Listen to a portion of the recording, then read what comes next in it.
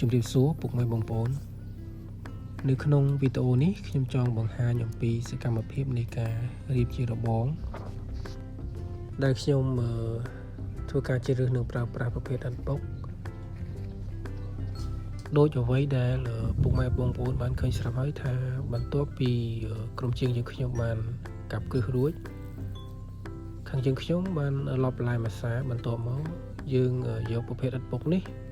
រៀបជាឥដ្ឋ20បន្ទាប់មកគឺយើងនឹង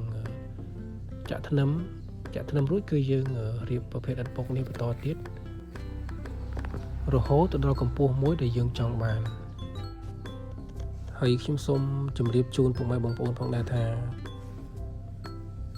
នៅសិប្បកម្មយើងខ្ញុំគឺមានផលិតឥដ្ឋបរិស្ថានឥដ្ឋបុកឥដ្ឋការ៉ាឡាឥដ្ឋខ្យល់និងប្រភេទបូឌាខឿនឡើងឡានខឿនទប់ចិញ្ចើមផ្លូវខឿនសួនច្បារហើយមួយវិញទៀតប្រសិនបើពុកម៉ែបងប្អូនត្រូវការលក្ខណៈជាបកគោលស៊ីម៉ង់គ្រប់ខ្នាតគ្រប់ទំហំប្រសិនបើពុកម៉ែបងប្អូនមានតម្រូវការអាចតាក់ទងមកខាងយើងខ្ញុំបានយើងខ្ញុំនឹងធ្វើការចាក់ជូនបាទសូមអរគុណ